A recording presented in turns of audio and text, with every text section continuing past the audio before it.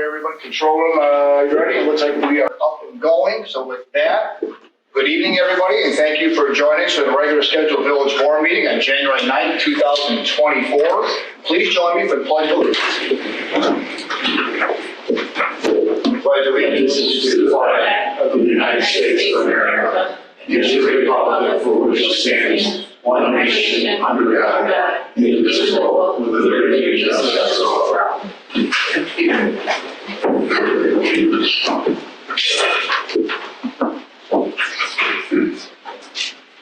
Ms.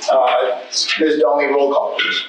Mayor Cole. Here. Trustees Amos. Here. Brockman. Here. Carroll. Here. Chapman. Luciano. Here. Selfridge. Here. All right, we do have a quorum for this evening. Are there any citizens that wish to address the village board?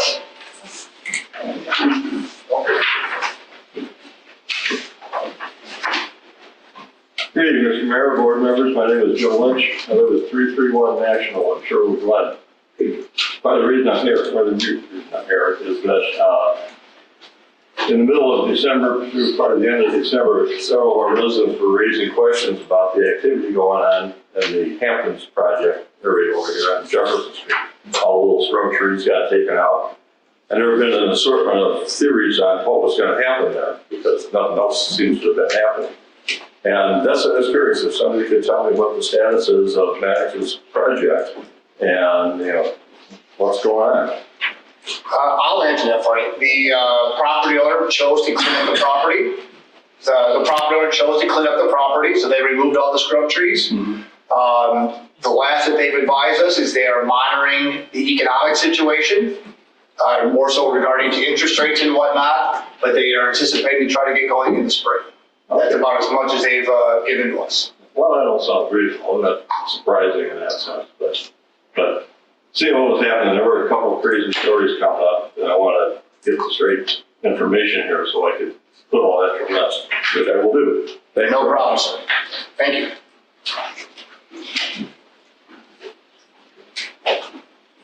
Good evening. My name is Jen Monson, resident of Shorewood, also candidate for Illinois State Senate in our district here, so I wanted to be here to speak for the people.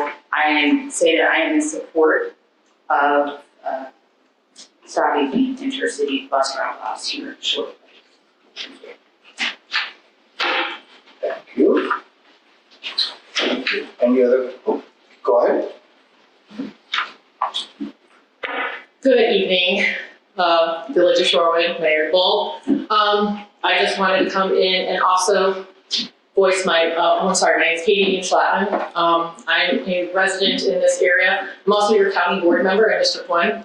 And I just wanted to voice my support for the ordinance, stopping the, unscheduled stops for the intercity buses. I know in this area, we are not necessarily prepared with our services, with our local law enforcement, our, medical, just everything that we need to support these people. And if they're even being dropped off in the middle of the night, I don't know how humane that is for them to have nowhere to go. It's about to, be -1 outside. So, again, I implore you to, support the ordinance, and then also, any support you need from us as your county board representative. We're on the county. We're always willing to work together. So, thank you. Thank you.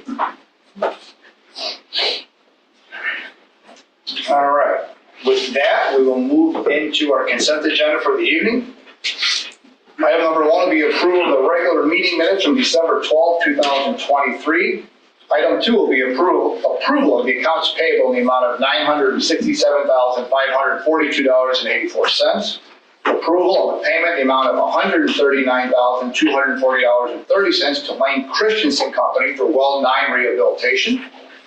Approval of the payment in the amount of $25,324.84 to Cornwell Engineering Group for the water source transfer plan. Item number 5 will be approval of payment in the amount of $272,243.50 to Westside Tractors for the John Deere loader out of Public Works. Item 6 will be approval of the payment in the amount of $13,197 to Emmy Simpson for the valve exercising program. Item 7 will be approval of the final payment in the amount of $103,558.62 to the treasurer of the state of Illinois for the IDOT and River Road intersection improvements. And item number 8 will be approval of the payment in the amount of $23,560 to iTouch Biometrics. Item number 9 is a duplicate item, so that one will be struck from the consent agenda. It's just a duplicate of the items already listed. With that, are there any questions regarding tonight's consent agenda? Otherwise, seek a motion to approve. I'll make a motion to approve the consent agenda and eliminate item 9. Second. Motion Luciano, second trustee Carroll. Roll call, please. Amos, Yes. Brockman, Yes. Carroll, Yes. Chapman, Yes. Luciano, Yes. Selfridge. Yes. Consent agenda has been approved. With that, we move into reports and communications for the evening. Ms. Dunn, was there anything that you had received prior to this evening's There meeting? is not. With that, I want to move on. I do have a proclamation I would like to read for everybody this evening. This evening's proclamation references the police department. So this is for the National Law Enforcement Appreciation Day. Whereas the health and safety of citizens of the village of Shorewood, Illinois, is important to the happiness, prosperity, and well-being of our villages, families, and community. And whereas the village of Shorewood, Illinois, is the proud home of dedicated police officers who put their lives on the line to keep our community safe. And whereas these officers stand as leaders and teachers, educating the community about the importance of public safety. And whereas the village of Shorewood, Illinois appreciates the extraordinary efforts and sacrifices made by the officers and their families on a daily basis in order to protect our schools, workplaces, roadways, and home. And whereas National Law Enforcement Appreciation Day is an opportunity to show our support for law enforcement.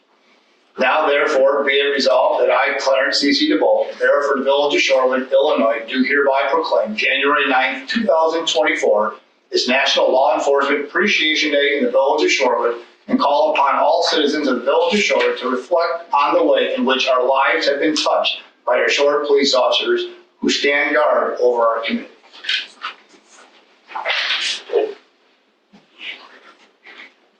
Chief? Thank you, Mayor. Thank you for everything that your department does for the village. It does a lot of dedication that officers put forth on a daily basis. So we are very humbled and appreciative of everything that you and your department do. Thank you. We have a great group working here. All right. With that, we will move into this evening's order of business.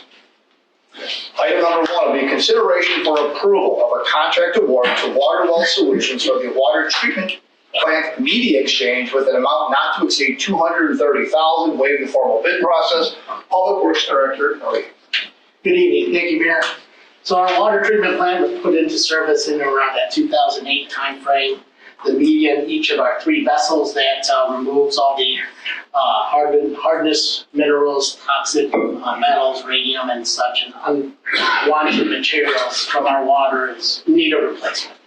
Our budget includes $300,000 for this work.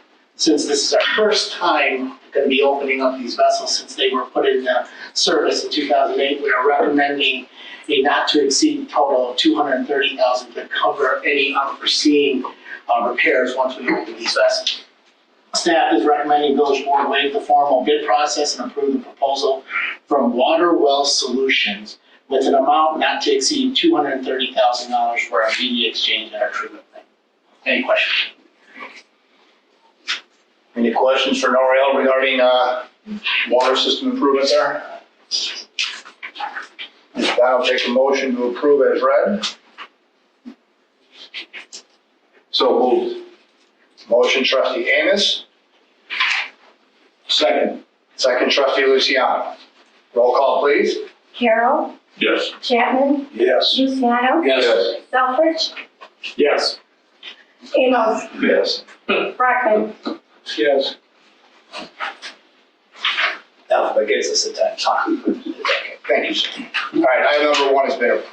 Item number 2 will be consideration for approval of the bid award and contract to Performance Pipelining for the village's 2024 sanitary inflow and infiltration rehabilitation project, basin number 6, in the amount of $377,194 and authorize execution of the contract consistent with the bid documents. Again, back to Public Works Director Norrie.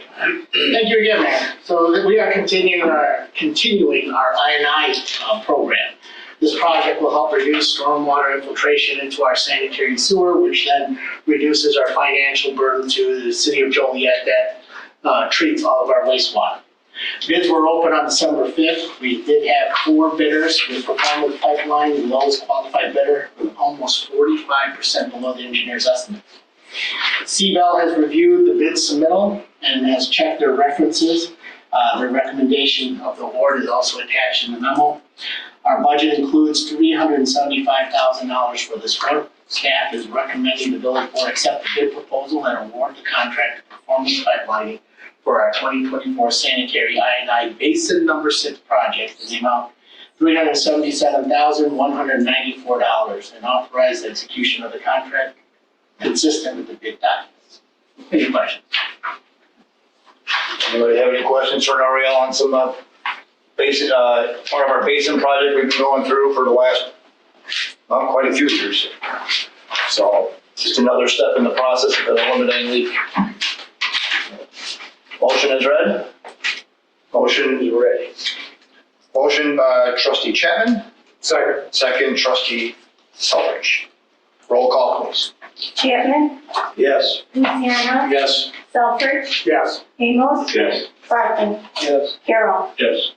All right, item number 2 has been approved. Item number 3, consideration for approval of an amendment to the proposal from Professional Engineering Services with Cornwell Engineering Group for the ASWP Corrosion Impacts Evaluation Study in the amount not to exceed $236,628. And one more time, back to the public. Thank you. So it's been about a year since we started this corrosion study. We started this a little bit ago, where staff had actually gone around throughout the entire village at residents' homes and harvested actual pipes out of their home. We are testing it. We do ship our deep well water and shallow well water to Cornwell's laboratory, where they run the water through the existing pipes. They're also getting water from the city of Chicago, from Lake Michigan, and actually testing how our pipes are reacting to such water. Now, part of this study requires IEPA approval and, of course, recommendations. They have reviewed our plan so far. What's different from our plan, our original plan, we had thought that we were going to study the deep well and shallow well, because our village is split with it, and who's serviced by each. We had thought that we could just test all the way through to lake water and see how our pipes react to it. We are in the middle of, or will be starting, our reservoir pumping station soon. So what's added to this is that our actual study will now encompass, or should encompass, the change of water from our shallow wells on the north end into deep well. IEPA is requiring us to test that, even though the characteristics of the water are very similar and close. But they do want a transfer plan for such. So this additional analysis requires a much longer study again, added more man hours and additional pipe harvesting, with an estimated fee from Cornwell in approximately $236,000. This is an IEPA requirement for the transfer plan. Our proposed fiscal year 2024-2025 and following fiscal year 2025-2026 will request an additional $240,000 for this task. If approved, this amendment, this will commit the village in those fiscal budgets, and it cannot be adjusted. Staff is recommending approval of Cornwell's amendment for our corrosion impact study in an amount not to exceed $236,628. Any questions? One. Yes. This is an IEPA requirement? Yes, sir. Okay, so what do we get for that then? I mean, once the study's done, are we licensed? Are we certified or what? It provides us an action plan, so we are able to add certain chemicals to the water to help acclimate our pipes to the future changes from deep well water to lake water. So once the plan is done, it gives us a recommendation so that we can start implementing such today, once everything goes into service, so that our pipes are acclimated to the future water. And that's for the foreseen future, everything. I mean, that takes care of us forever, right? Yes. Okay. All right. If you recall, things that have happened in the just recent past with Flint, Michigan, University Park, where they had failures during their trying to transfer to a different water source, this helps prevent those failures. Yeah. Okay. Thank you. Any additional questions regarding item number 3? What happens if our pipes don't pass? They will pass because we will, through the transfer plan, we'll take all of the experts' recommendations. It will pass. It will pass. It will pass. Am I missing, what's the breakdown between the two budgets? Um, In a ballpark, like is it 50-50, is it? It's approximate. I wish I had that number, but we're not spending all 240,000 in 1 year. It's It's spread over the two fiscal months. Okay.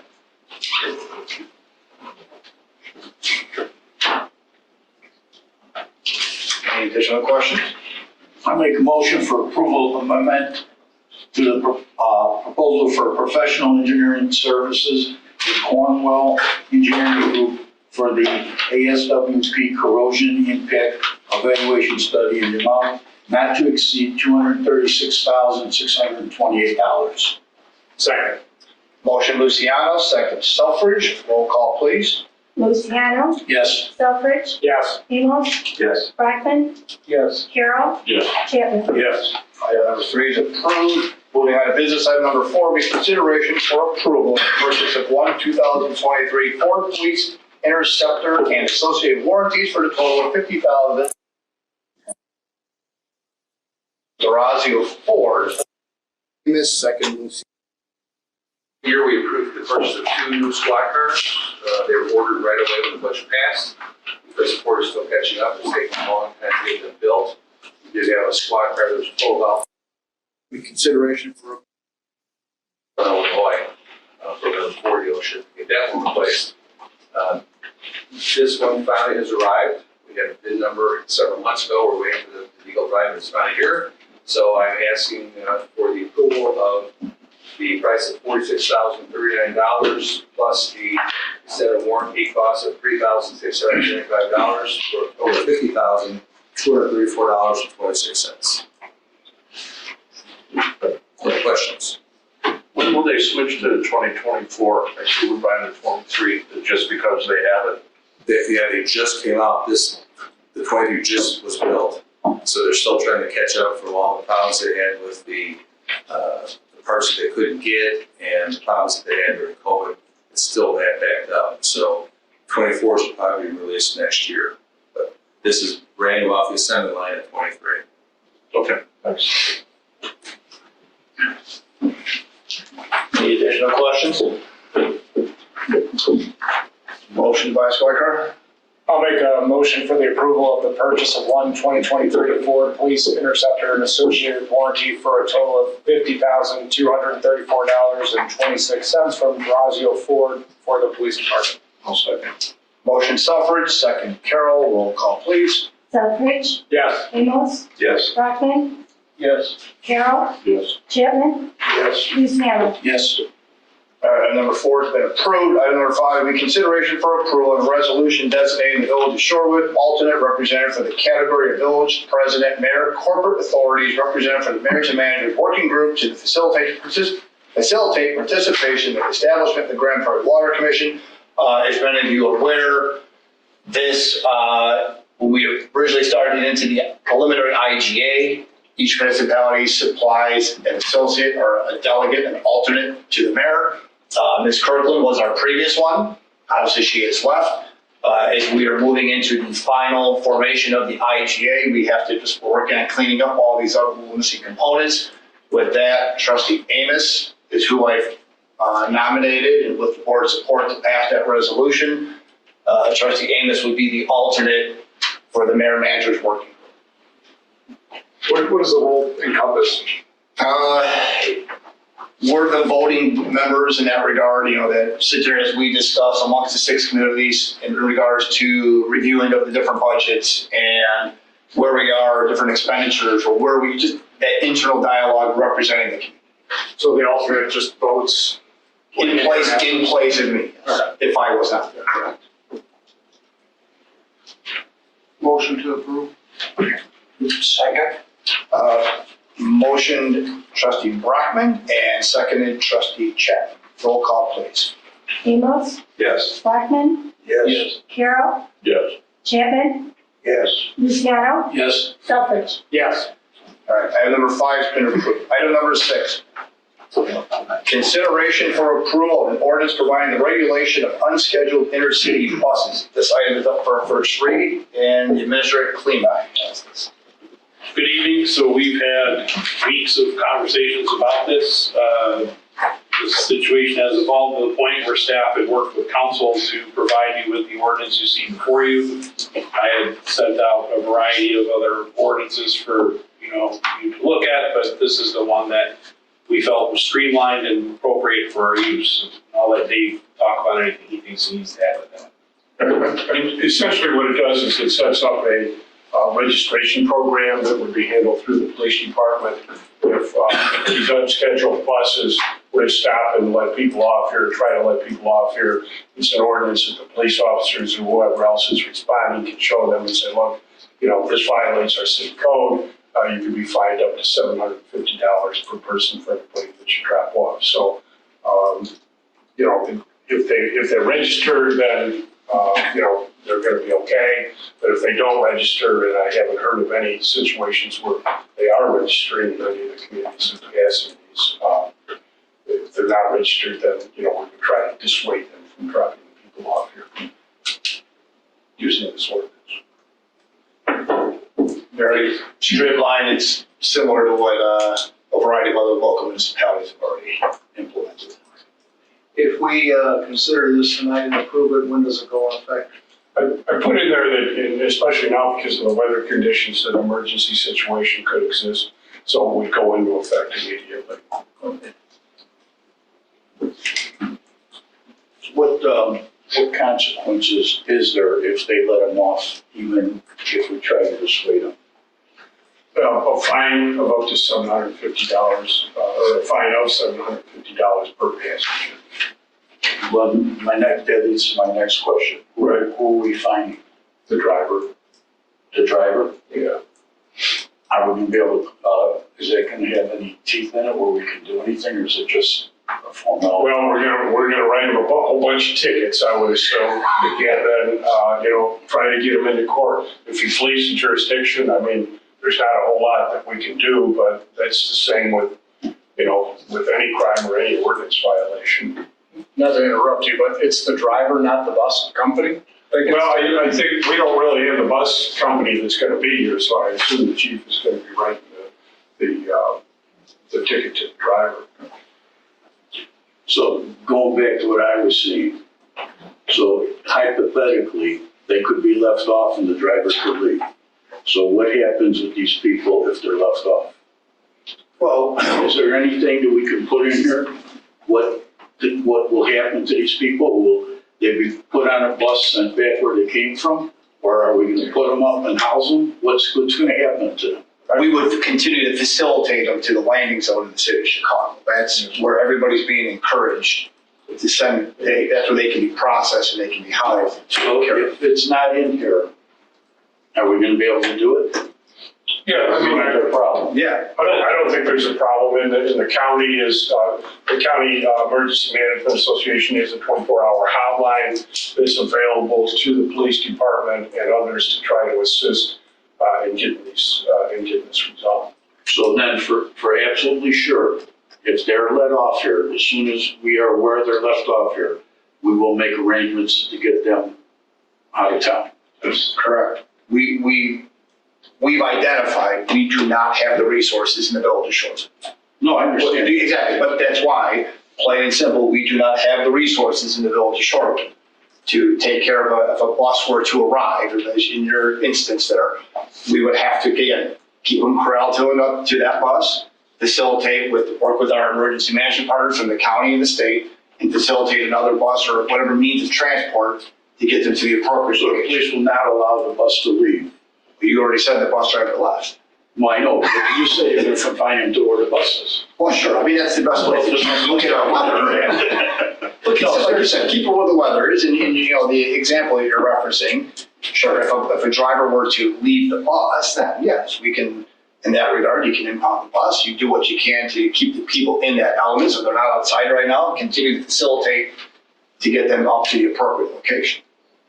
But I noticed that you're impounding the bus is not in here, as it is with Joliet and some of the other communities of the documents that were sent out to us. I mean, if they abandoned the bus, it would be considered an abandoned vehicle that we could just impound. And we don't have, we didn't think we're in a position right now to add necessarily automatically impounding the bus, because we have to come up with some more ordinances if we want to do that. But we felt this was effective. If they abandoned the bus, I mean, heck, in Chicago, the pilots ran out of the airplane at O'Hare Field, right? It was up to an Uber.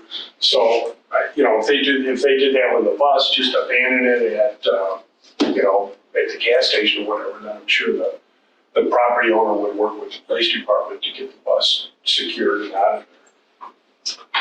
I don't see the fine being enough, because like the bus driver, if they don't live here, you can fine them and not pay the ticket, they won't care because they might live somewhere down south. So I'd be more in favor of having the impound ordinance like some of the other communities, but you're saying we can't have that? Well, We could. We could. There's some more things that we're going to have to do. I mean, you may want to consider adopting this ordinance tonight, and then we can come back with an impound procedure if you feel it's necessary. Chief, I don't know if that adds to your arsenal or not. And there are other ways, if those buses are found to be unsafe, or they're not roadworthy, or there's some other violation, if the driver isn't properly licensed, we can impound it that way as well. I mean, one of the problems is, it's just like if you impound the bus, then you reduce any ability to put the people back on the bus to get them driven back to Chicago, right? So, I mean, while it seems like it might be a good idea, the only thing you accomplish out of it is you may be able to get a fee out of the impoundment. So you have the police tow it to an impound yard, and then they have to pay a fee to you to get the bus out. I mean, that's the only thing you get, but you certainly wouldn't want to impound the bus if it would thwart your ability to put them back on the bus. But we probably wouldn't ticket the driver if they put it back on the bus with the city either. Right. Well, that's my point, right? So how do you keep them on the bus? And the threat of impounding probably does it more than a ticket. Yeah. That's just my thoughts. Yeah. I mean, we can certainly add that, and some of the other communities that have passed it, the conversations that I've had is in the current environment with seizures and other things, it's highly unlikely you're going to be able to keep that. So you're basically going to take it, set yourself up for an impoundment. Some communities are actually repealing that because they're afraid that if there's a loss of revenue, they might be liable for that if they lose that battle in court, which is the one reason I didn't push for that in our structure. It's just highly unlikely we're going to really be able to keep it. We're responsible for it while we're having it. For any damages or problems, it just becomes more hassle than it's worth. The ordinance being what it is, we're still going to facilitate the transfer of whomever, if they ever come here, to the landing zone. That is, whether this ordinance passes or not, operationally, procedurally, that's what's going to happen. Where's the landing zone? In Chicago. So you know for a fact those come from Chicago, the buses. No, the buses are coming from the border. They're coming through here. In most cases, they're stopping in communities where there are train stations. They bring them up, they put them at train stations. In fact, some of the buses even have occupants that have train tickets already with them to go to the train station, get on the bus, and go downtown. Thank you for The fact that we don't have it in, and this is just my thoughts on this. A deterrent is, they're more likely to be deterred from doing this if they see there's a lot more consequences, even though we don't exercise the consequences. So if we say we're going to take the bus, we don't necessarily have to take it, but in the minds of the people coming out here, they may think you're gonna take it. And that may be a little more reluctance for them to bring them here. But again, that's just a thought. I think the only awareness of the ordinance is when we're talking to them. I think anybody's down in Texas looking at a roster of who has ordinances, what they say. So, My main concern, I'm sure it's the same concern everyone else has. I don't want that to happen here because we're not prepared for it and it's not good for our community. Yes. Thank you for drafting this, by the way. It looks like a starter to get this thing and some ordinance put in place. And the way it's drafted, we can add on to it as we see fit with the kind of the fluid situation that it is.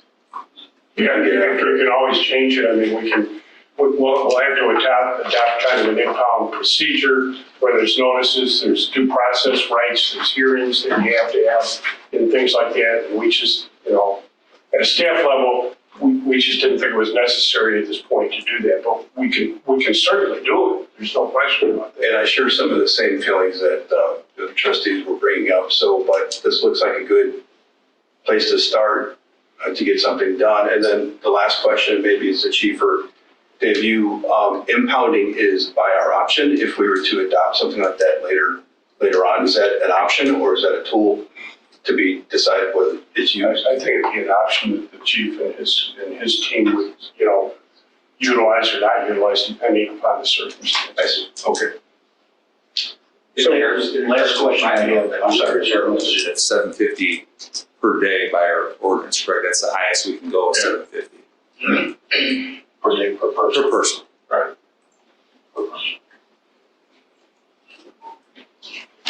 Did you have another question? Yeah, the other question I had, this has to do with, and some of the ones we looked at, there's a bunch of a questionnaire, and some of the questionnaires are pretty extensive, what the application goes to the chief. Is our application gonna be extensive where they're gonna show background checks and all that? I know no one, according to Aaron, no one has put an application to any place yet, they just come if they're coming. But if we do that, is that gonna be some of the things we're gonna have in the application? I don't believe that was on our application. I don't think it was. We have other information we put in there that we were requesting for people.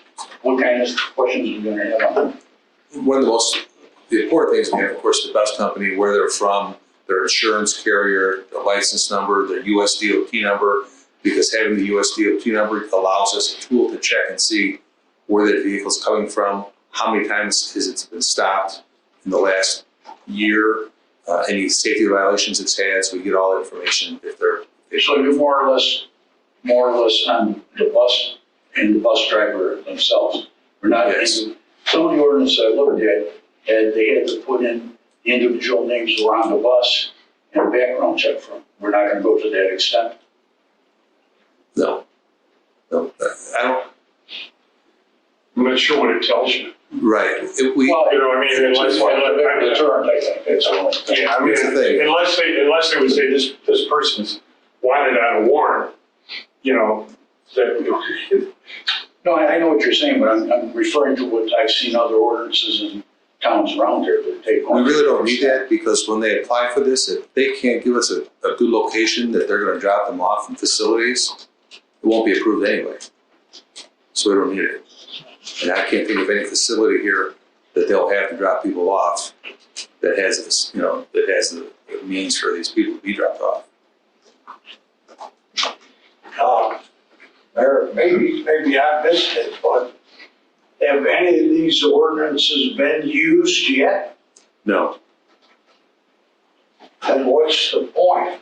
Putting it, what we actually just need to do is put the piece of paper in place and then get some history on what people are trying to do here. Because what I see is, if it was a 16-passenger bus, would that be considered the same thing?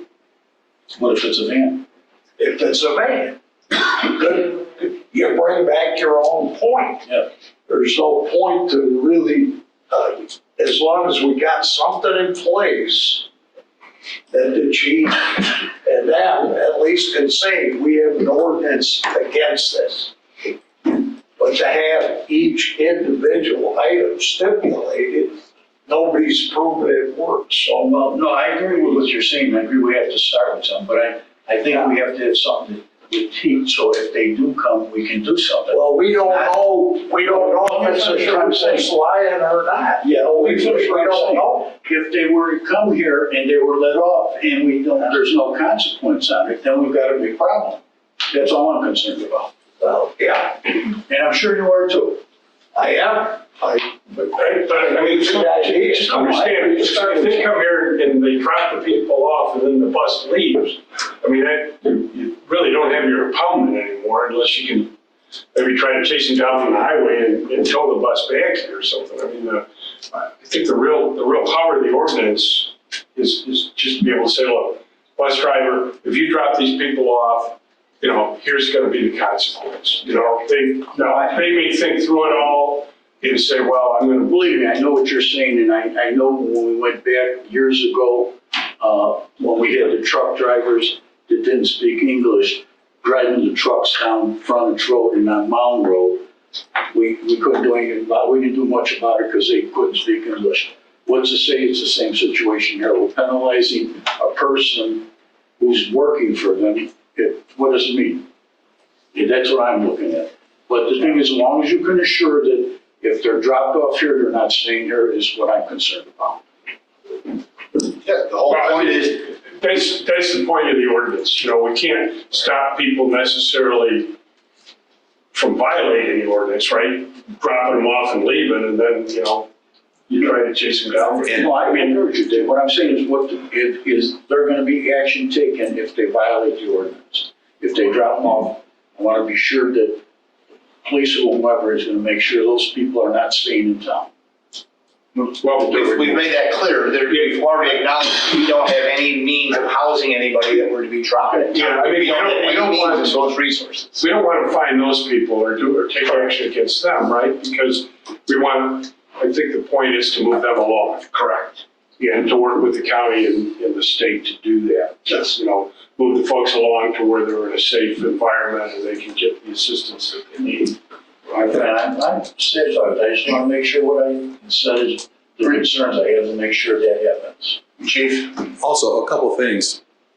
We are not an attractive location to drop people off. We don't have a train station. We don't have a major bus terminal here. They've only dropped people off where there are bus stations, right? They have not dropped anybody off randomly. So we're not appealing anyway. If they did decide they want to come here and they see we have this ordinance, they have to fill us out, and if they don't, they'll be fined. It's even less appealing to them. That's where I guess I'm confused. Who's it less appealing to? You're talking about an employee, a driver that isn't gonna live here, and that's just gonna leave and throw away your tickets on the way out of town. But That's my only thought is if you do want to give it some sort of teeth, the bus is an asset. That if the goal is to get the bus to leave with the occupants, you threaten to take the bus if they're dropped off. If otherwise, what's the incentive to keep the people on the bus? And I understand it sounds like we need to do some other things, so we can move past the point if we don't have ordinance that allow it, but I'd at least consider that teeth, because if you're finding a bus driver that drove up from a different state, they're just gonna leave. I good luck collecting them and having them show up for our adjudication meetings. Yeah, I mean, I agree with I agree with all that. It's just, hopefully you can use it to prevent that situation No, I agree. from arising. But if they're abandoning planes, I guess maybe they're independent. I mean, understand, if we impound the bus, we're not gonna keep the Greyhound bus. No, but it would help get They're gonna pay an impoundment fee and a tow fee, and then they're gonna drive off with it. They would not have to pay the tickets because the tickets aren't on the bus, it'd be the driver. Could you impound the bus as like collateral for the tickets? I don't think you do that. I mean, look, there's a lot of due process considerations, right? You can't fine them you can't fine them without giving them the ability to have the due process before the adjudication officer of the court, whatever that is. this is a deterrent. Sure. It's a deterrent. So that you have an ordinance proposed to you this evening. It's up for a first read. Whether or not you want to make a motion, waive a second read, implement it immediately, you have something on the books to get it going. If the board so chooses to continue and want a impoundment procedure, we can have council start to work with staff and create additional procedures, and we can get those in there as well. I would recommend at least approving this ordinance as presented and have something on the books. That's my 2 cents. With the idea that you're going to look into further. Yeah. It's 100%. But as presented this evening, we have an ordinance presented this evening. Step one. 100%. Step one, get this ordinance approved. And then again, we can have council work with staff regarding additional procedures that you'd like implemented. Okay. With that, we need a motion and an option to waive the second. I'll make a motion for approval of an ordinance providing for a regulation of unscheduled intercity buses. Waive the second reading. Second. Motion Luciano, second Amos. Roll call, please. Brockman, Yes. Carroll, Yes. Chapman, Yes. Luciano, Yes. Selfridge, Yes. Amos. Yes. Item 6 been approved. Moving into our department report segment. With that, right into building. Thank you, Mayor. I have no report. No problem. Community development. Thank you. Finance. Thank you. Arts. Good evening.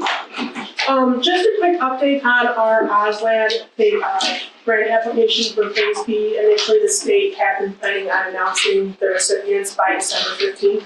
They did acknowledge that they missed their deadline for that.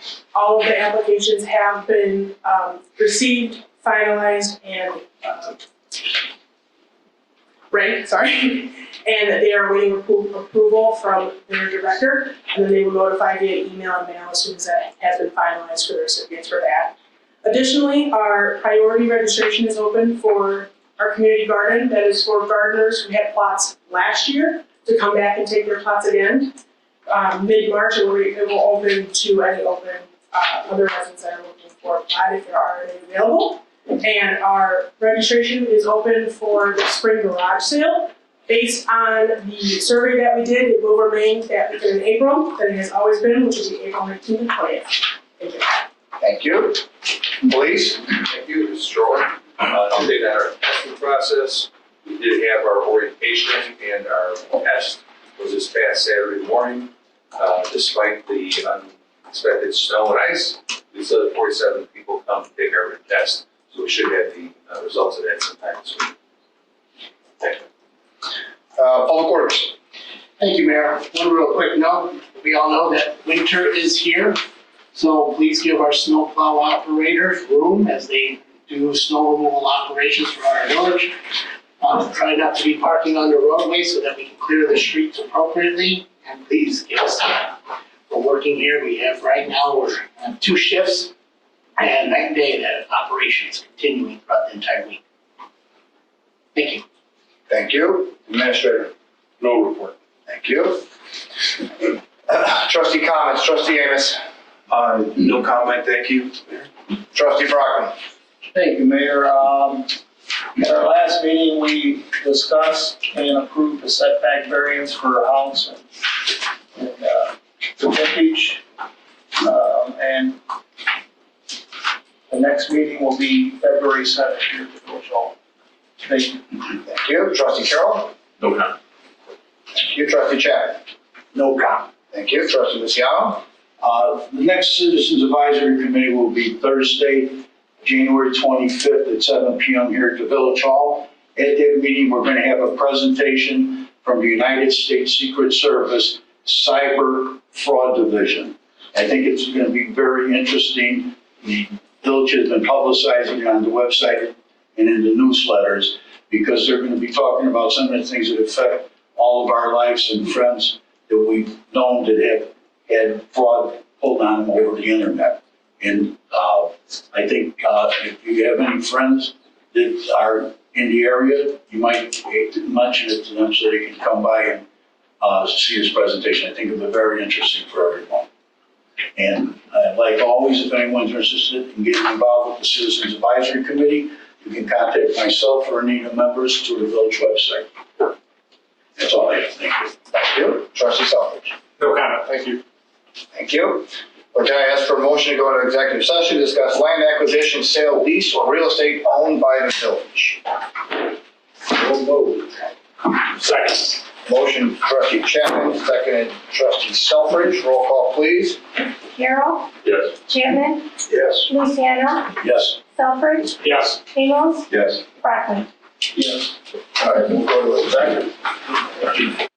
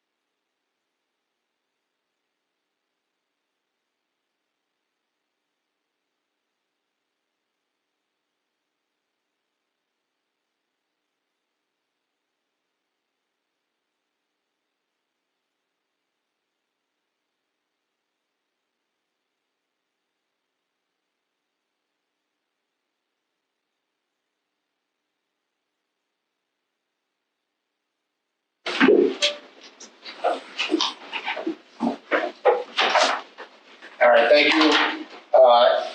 7:57, the village board is reconvened.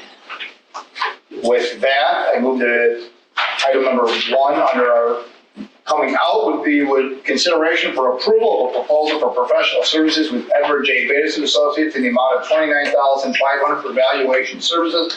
And this goes back to Public Works.